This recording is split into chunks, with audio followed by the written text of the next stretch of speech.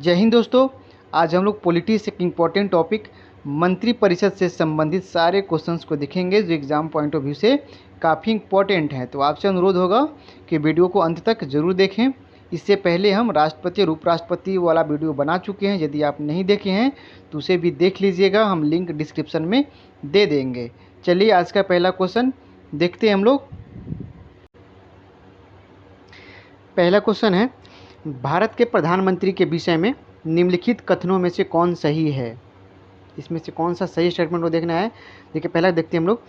प्रधानमंत्री मंत्रिपरिषद का नामांकित का नेता होता है, नहीं, बिल्कुल गलती है, नामांकित का नेता नहीं होता है। वह संसद के प्रति उत्तरदायी नहीं होता है, गलत। ये भी स्टेटमेंट उत्तरदायी होता है, जबकि प्रधानमंत्री वह अपने मंत्रियों को किसी को बर्खास्त नहीं कर सकता, ये भी स्टेटमेंट गलत दे रखा है। प्रधानमंत्री जो है अपनी मंत्रियों को बर्खास्त करवा सकता है राष्ट्रपति के सहयोग से। तो ये तीनों स्टेटमेंट जो है गलत दे रखा है। ये आपका सही है, प्रधानमंत्री मंत्रिपरिषद का वास्तविक नेता होता है। ये आपका जो चौथा स्टेटमेंट है यह सही दिया हुआ है।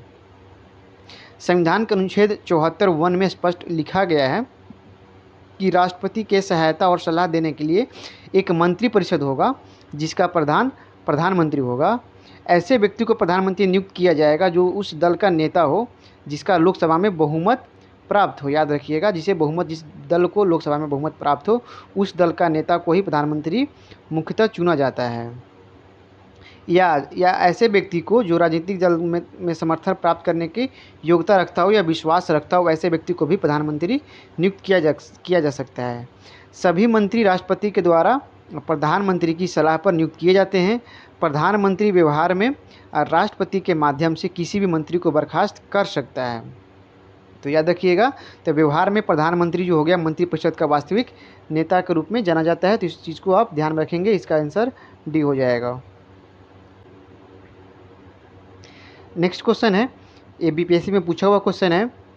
भारत का प्रधानमंत्री मुख्य है, इसका हो जाएगा केंद्र सरकार का।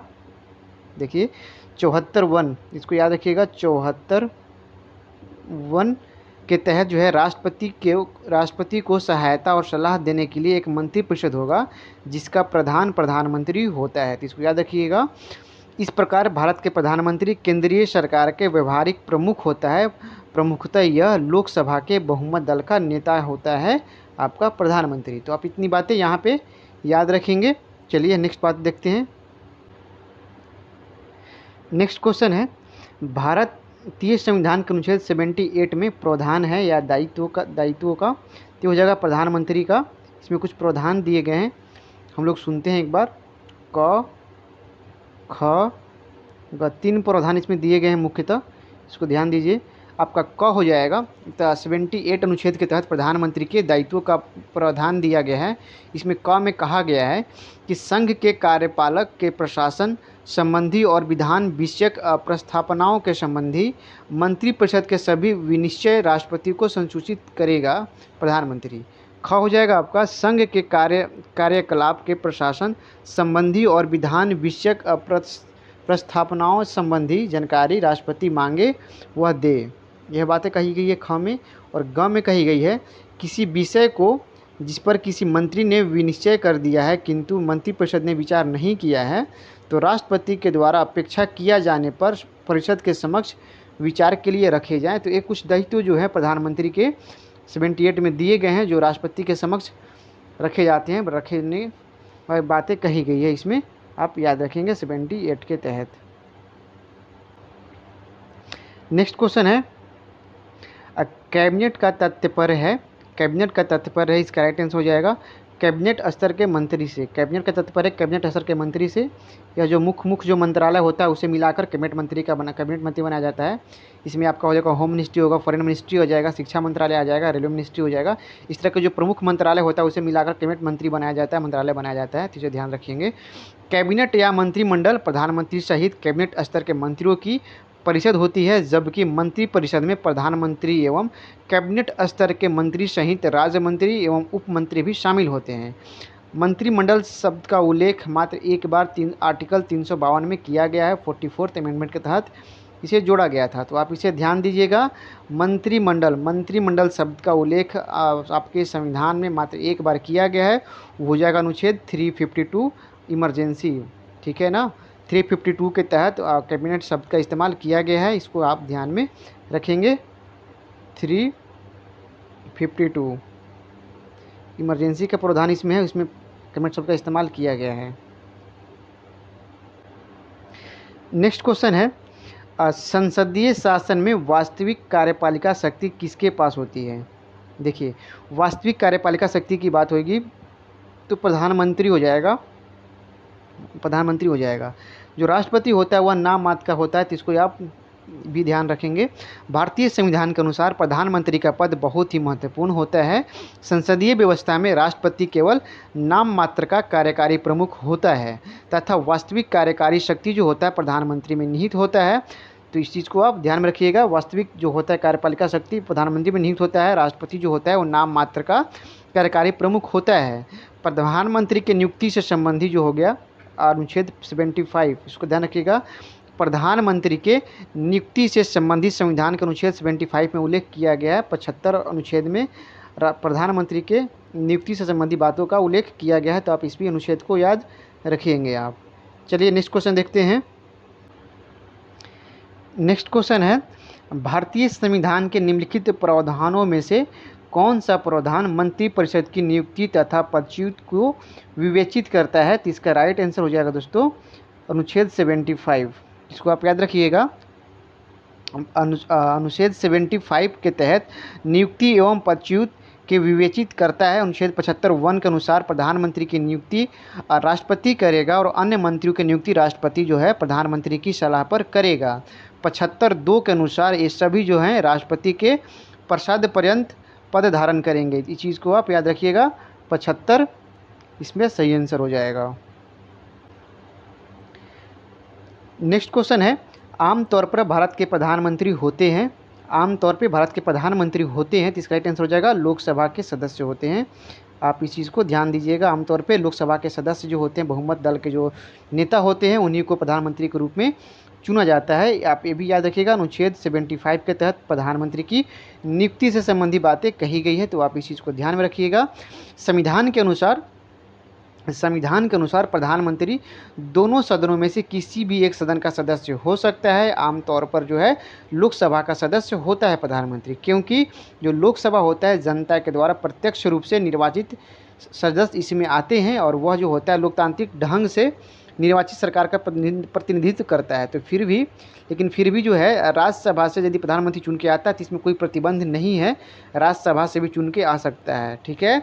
लेकिन ज़्यादा लोकतांत्रिक यही माना गया है कि जो प्रधानमंत्री हो वह लोकसभा से चुनकर आए। चलिए नेक्स्ट क्वेश्चन देखते हैं हम लोग। नेक्स्ट क्वेश्चन है, council of scientific and industrial research का अध्यक्ष कौन है? ये हो जाएगा वैज्ञानिक एवं औद्योगिक अनुसंधान परिषद। Council of scientific and industrial research के अध्यक्ष भारत के प्रधानमंत्री होता है, तो आप इस चीज़ को ध्यान दीजिएगा। इसका अध्यक्ष हो जाएगा भारत के प्रधानमंत्री। चलिए नेक्स्ट क्वेश्चन है, राष्ट्रीय सुरक्षा समिति का प्रधान कौन होता है? राष्ट्रीय सुरक्षा समिति का प्रधान कौन होता है? तो इसका राइट आंसर हो जाएगा प्रधानमंत्री। देखिए बीपीएससी में क्वेश्चन पूछा हुआ है दोस्तों। वैसा ही क्वेश्चन की यहाँ पे सिलेक्ट करते हैं जो क्वेश्चन एग्जाम में बार बार रिपीट होते हैं। मैं वैसा ही क्वेश्चन को यहाँ पे सिलेक्ट करता हूँ और आप लोगों को बताने का कोशिश करता हूँ, तो आप वीडियो को अंत तक देखें। चलिए नेक्स्ट क्वेश्चन देखते हैं। नेक्स्ट क्वेश्चन है, अब भारत के प्रधानमंत्री की नियुक्ति के विषय में कहा गया है। देखिए क्या कहा गया, चलिए देखते हैं। जरूरी नहीं है कि वह संसद के दोनों सदनों में से एक का आवश्यक रूप से सदस्य हो, परंतु उसे 6 माह के अंदर आवश्यक रूप से दोनों में से किसी एक सदन का सदस्य हो जाना चाहिए। देखिए ये जो पहला ही स्टेटमेंट जो दिया हुआ है बिल्कुल सही दिया हुआ है। जब भारत का प्रधानमंत्री नियुक्त किया जाता है तो वह ज़रूरी नहीं है कि लोकसभा या राज्यसभा का उस टाइम मेंबर हो ही। किसी हाउस का यदि मेंबर नहीं भी है तो वह प्रधानमंत्री के रूप में नियुक्त किया जा सकता है, लेकिन एक शर्त यह है कि वह जो है 6 महीने के अंदर मतलब 6 माह के अंदर किसी भी हाउस का सदस्यता लेना अनिवार्य होगा। यदि सदस्यता लेने में वह सक्षम नहीं हो पाते तो फिर वह पद से हट जाएंगे। तो इस चीज़ को आप ध्यान में रखिएगा। प्रधानमंत्री बनने के लिए 6 महीने के लिए किसी भी हाउस का मेंबर बनना होना जरूरी नहीं है। प्रधानमंत्री बन जाने के बाद 6 माह के अंदर उन्हें किसी भी हाउस का सदस्यता लेना अनिवार्य होगा। इस तरह से इसका ऑप्शन ए सही हो जाएगा। नेक्स्ट क्वेश्चन है, भारत के प्रधानमंत्री बनने के लिए न्यूनतम आयु कितनी होनी चाहिए? प्रधानमंत्री बनने के लिए न्यूनतम आयु कितना होना चाहिए? तो इसका राइट आंसर हो जाएगा 25 वर्ष। याद रखिएगा, किसी भी एमपी को एमपी बनने के लिए 25 वर्ष होना चाहिए। तो क्योंकि जो पीएम होता है आपका, वो भी एक एमपी होता है, मेंबर ऑफ पार्लियामेंट ही होता है, तो इसलिए इसे भी न्यूनतम उम्र जो होगा 25 वर्ष ही होगा। तो इस चीज़ को आप ध्यान रखिएगा, कन्फ्यूज मत करिएगा। प्रधानमंत्री हो या कोई भी एमपी हो, कम से कम न्यूनतम सीमा जो आयु का होगा वह 25 वर्ष ही होगा। वहीं हम राज्यसभा की बातें करेंगे तो राज्यसभा का मेंबर बनने के लिए कम से कम जो है आपको 30 वर्ष का उम्र होना अनिवार्य होगा राज्यसभा के लिए। इसको याद रखिएगा, राज्यसभा के लिए 30 वर्ष हो जाएगा, लोकसभा के लिए हो जाएगा 25 वर्ष हो जाएगा, और राष्ट्रपति हो जाएगा मतलब पी के हो जाएगा 35 हो जाएगा, वाइस प्रेसिडेंट का भी हो जाएगा 35। तो इसको याद रखिएगा, प्रेसिडेंट वाइस प्रेसिडेंट का 35 हो जाएगा, लोकसभा में 25 वर्ष हो जाएगा, राज्यसभा में 30 वर्ष हो जाएगा। ये आपका आयु सीमा निर्धारित किया गया है, तो आप इस चीज़ को ध्यान में रखेंगे। चलिए हम नेक्स्ट क्वेश्चन देखते हैं। नेक्स्ट क्वेश्चन है, उप प्रधानमंत्री का पद जो है सृजन किया गया है। इसका राइट आंसर देखिए क्या होगा। संविधान के प्रावधानों से हटकर जो उप प्रधानमंत्री का जो पद है का उल्लेख संविधान में किया ही नहीं गया है। इसको ध्यान रखिएगा, उप प्रधानमंत्री का जो पद है वो संविधान में उल्लेख किया ही नहीं गया है, तथा राजनीतिक बाध्यताओं के कारण संविधान के प्रावधानों से हटकर इस पद का सृजन किया जाता है या किया गया है, जो पूर्णतः गैर संवैधानिक पद इसे माना जाता है। तो फिलहाल अभी हटा भी दिया गया है, अभी जो है उप प्रधानमंत्री के पद पे कोई भी नहीं है। तो इस चीज़ को याद रखिएगा, उप प्रधानमंत्री का जो पद है संविधान में कहीं पे भी इसका उल्लेख नहीं किया गया है, या पूरी तरह से गैर संवैधानिक पद माना जाता है। फिलहाल अभी यह इस पद पे कोई नहीं है, तो इस चीज़ को आप ध्यान में रखेंगे। चलिए नेक्स्ट क्वेश्चन देखते हैं। दोस्तों यदि वीडियो आपको यदि अच्छा लग रहा हो तो लाइक भी कर दें, कमेंट भी करें, सब्सक्राइब भी करें। कमेंट जो है आपको जैसा भी लगे, अच्छा लगे बुरा लगे मैटर नहीं करता, आप कमेंट करें, अपनी प्रतिक्रिया दें, और किस तरह के वीडियो चाहते हैं और आप हमसे क्या उम्मीद करते हैं ज़रूर कमेंट करें। और अच्छा लगे तो लाइक भी करें और सब्सक्राइब करके चैनल से जुड़ जाएं। यहाँ पे हम इसी तरह से डेली कुछ ना कुछ रिवीजन करते हैं, तो आपको यहाँ से ज़रूर निश्चित रूप से फ़ायदा होने वाला है, तो इस चैनल से बिल्कुल आप जुड़ जाएँ। नेक्स्ट क्वेश्चन है,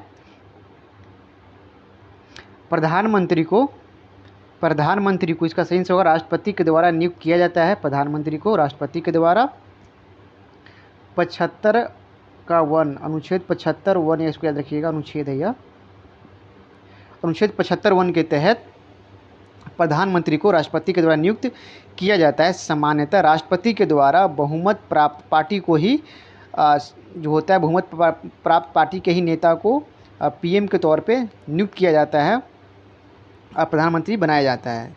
यदि लोकसभा में किसी भी दल को पूर्ण बहुमत नहीं मिला हो तो उस कंडीशन में जो है राष्ट्रपति पर निर्भर करता है कि वह किसे प्रधानमंत्री नियुक्त करेगा, तो आप इस चीज़ को ध्यान रखेंगे। चलिए हम नेक्स्ट क्वेश्चन देखते हैं। नेक्स्ट क्वेश्चन है, निम्नलिखित में से कौन सा वक्तव्य सही है? इसमें से सही देखना है। भारत के जो प्रधानमंत्री होगा, देखिए, अपने मंत्रिमंडल के मंत्री के रूप में काम करने के लिए व्यक्तियों के चयन करने में पूर्णतः स्वविवेक का प्रयोग करता है, बिल्कुल करता है। देखिए, प्रधानमंत्री की नियुक्ति तो राष्ट्रपति करते हैं, जो बहुमत दल का नेता होता है, बिल्कुल सही बात है। जो मंत्रिमंडल जिससे सरकार चलता है, प्रधानमंत्री मिलकर सरकार को आगे चलाता है, बढ़ाता है। तो मंत्रिमंडल के चुनने का जो, इसमें मंत्रियों को जो नियुक्ति करने का जो चुनने का जो प्रोसेस होता है, जो प्रक्रिया होता है, वह पूरी तरह से इसमें प्रधानमंत्री द्वारा चीज़ें तय किया जाता है, प्रधानमंत्री के द्वारा नाम तय किया जाता है। उसके बाद जो है राष्ट्रपति के समक्ष बातें रखी जाती हैं और राष्ट्रपति उसे शपथ दिलाते हैं। तो इसमें पूरी तरह से राष्ट्रपति प्रधानमंत्री व्यक्तियों के चयन में पूर्णतः स्वविवेक का प्रयोग करता है, जिससे उसको जो पसंद लगेगा, जो अपने हिसाब से जो है प्रधानमंत्री मंत्री को नियुक्ति करता है, चुनता है। तो इस चीज़ को आप ध्यान रखेंगे। ऑप्शन सी इसका बिल्कुल सही आंसर हो जाएगा। चलिए नेक्स्ट क्वेश्चन देखते हैं। नेक्स्ट क्वेश्चन है, जो व्यक्ति संसद का सदस्य नहीं है केंद्रीय मंत्री रह सकता है? देखिए, बिल्कुल रह सकता है, 6 माह तक तो रह ही सकता है। कोई भी व्यक्ति यदि सदस्य नहीं भी है फिर भी वह 6 माह तक, वह 6 मंथ तक मंत्री के पद पर बना रह सकता है। यदि इसके बाद 6 माह के बाद यदि वह सदस्यता नहीं पा पाता है तो फिर उसे हटना पड़ेगा। लेकिन 6 माह के बाद यदि किसी भी हाउस का सदस्यता ले लेता है तो फिर वह कंटिन्यू करेगा आगे। तो इस तरह से कम 6 माह तो वह रह ही सकता है, इस चीज़ को आप ध्यान रखिएगा। चलिए नेक्स्ट क्वेश्चन है, मंत्रिपरिषद सामूहिक रूप से निम्न में से किसके प्रति उत्तरदायी होता है? जो मंत्रिपरिषद होता है सामूहिक रूप से निम्न में से किसके प्रति उत्तरदायी होता है? तो इसका राइट आंसर हो जाएगा लोकसभा के प्रति, क्योंकि ये सारे जो होते हैं लोकसभा के मेंबर होते हैं, लोकसभा में कार्य करते हैं सामूहिक रूप से पूरी तरह से। यह अनुच्छेद 75 के 3, इसको याद रखिएगा, अनुच्छेद 75 के 3 के तहत जो है मंत्रिपरिषद लोकसभा के प्रति सामूहिक रूप से उत्तरदायी होता है। तो इस चीज़ को आप ध्यान में रखिएगा। चलिए हम नेक्स्ट क्वेश्चन देखते हैं।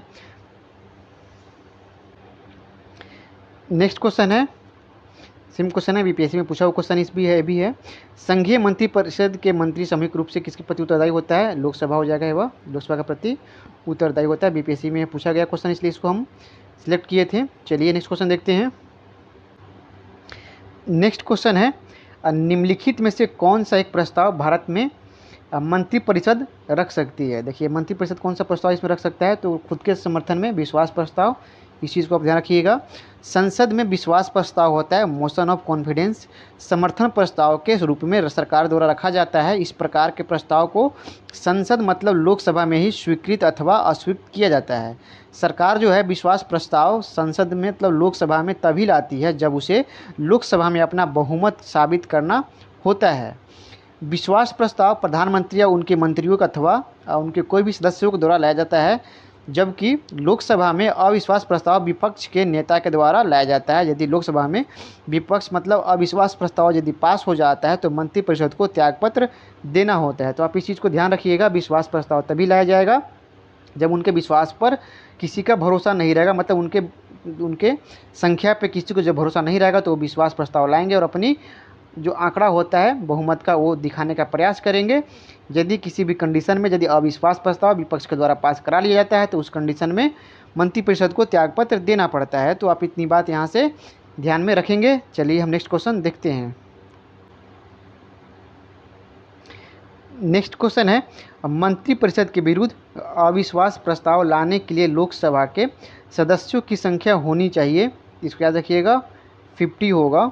लोकसभा के प्रक्रिया में संचालन संबंधी नियमों के तहत मंत्रिपरिषद के विरुद्ध अविश्वास प्रस्ताव लाने के लिए लोकसभा में कम से कम 50 सदस्यों का समर्थन होना आवश्यक है। तो इस चीज़ को आप याद रखिए, 50 सदस्यों का समर्थन होना बिल्कुल ज़रूरी है, तभी यह प्रस्ताव लाया जा सकता है अविश्वास प्रस्ताव। यदि यह अविश्वास प्रस्ताव यदि पास हो जाता है तो जो भी तत्कालीन सरकार होगा उसे इस्तीफा देना पड़ जाएगा। नेक्स्ट क्वेश्चन देखते हैं। नेक्स्ट क्वेश्चन है, भारतीय राजनीति व्यवस्था में कार्यपालिका के अधीन रहकर कार्य करती है। देखिए इसका राइट आंसर हो जाएगा विधायिका हो जाएगा। अब भारत में संसदनात्मक शासन प्रणाली अपनाई गई है। भारतीय राजनीतिक व्यवस्था में कार्यपालिका विधायिका के अधीन रहकर कार्य करती है, क्योंकि राजनीतिक कार्यपालिका का जो गठन है विधायिका के सदस्यों में से होता है और कार्यपालिका सामूहिक रूप से विधायिका मतलब लोकसभा के प्रति उत्तरदायी होता है। आप इतनी बात यहाँ से याद रखेंगे, ध्यान में रखेंगे। चलिए नेक्स्ट क्वेश्चन देखते हैं। नेक्स्ट क्वेश्चन है, अब प्रदेश के कौन सा नेता नेहरू की कैबिनेट में पहले गृह मंत्री तथा बाद में रक्षा मंत्री के रूप में रहे थे? इसका राइट आंसर हो जाएगा कैलाश नाथ काटजू, याद रखिएगा इनका नाम। कैलाश नाथ काटजू जो है नेहरू कैबिनेट में 1951 में विधि मंत्री के रूप में शामिल हुए थे तथा इसी वर्ष वे देश के तीसरे गृह मंत्री भी बने थे। 1955 में उन्हें रक्षा मंत्री का पदभार सौंपा गया।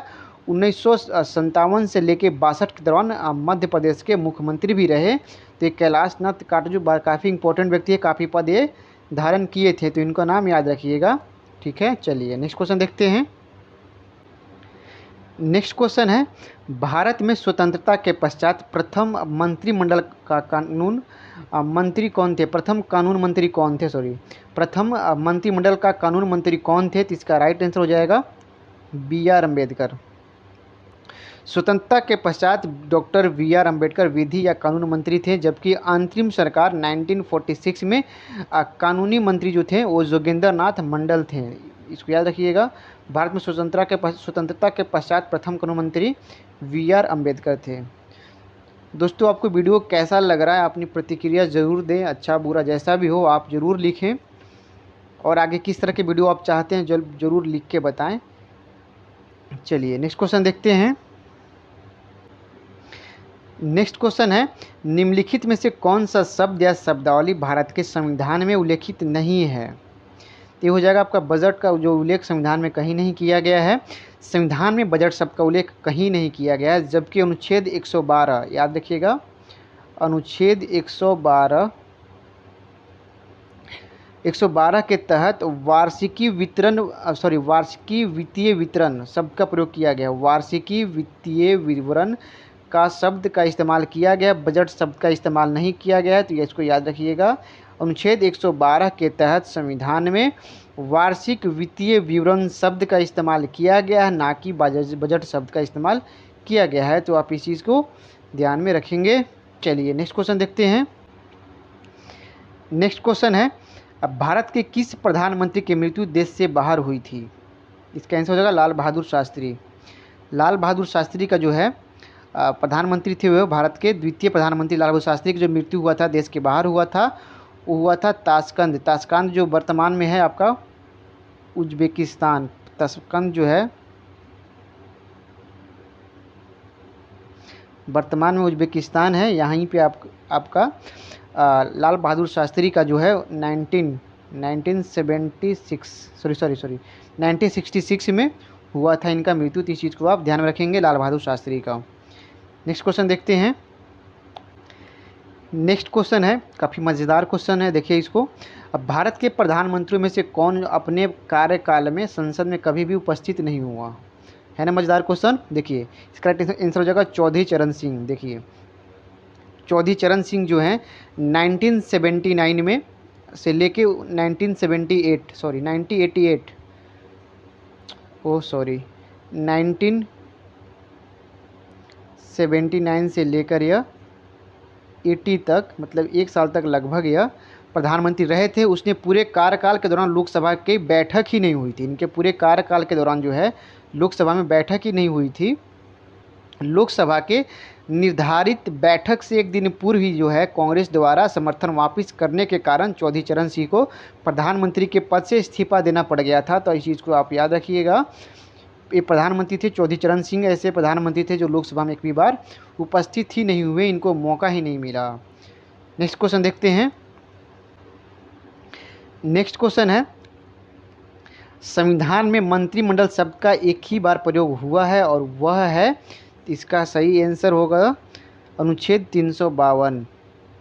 संविधान में मंत्रिमंडल शब्द का प्रयोग अनुच्छेद 352 के खंड 3 में किया गया है। इसके अनुसार राष्ट्रपति जो है राष्ट्रीय आपातकाल की उद्घोषणा तभी करेगा जब उसे संघ का जो मंत्रिमंडल है उसे लिखित रूप से ऐसा संसूचित करे।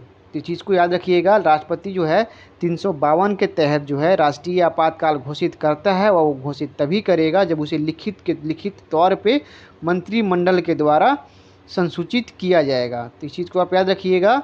अनुच्छेद 352 का 3 जो है मंत्रिमंडल शब्द का उल्लेख पहली बार 352 3 के जो है मंत्रिमंडल शब्द का उल्लेख जो है यहीं पे 2 बार हुआ है। तो आप इस चीज़ को याद रखिएगा, 352 के 3 के तहत इस चीज़ को आप याद रखिएगा। उपखंड 3 के तहत यहीं पे 2 बार जो है मंत्रिमंडल शब्द का इस्तेमाल किया गया है। नेक्स्ट क्वेश्चन है,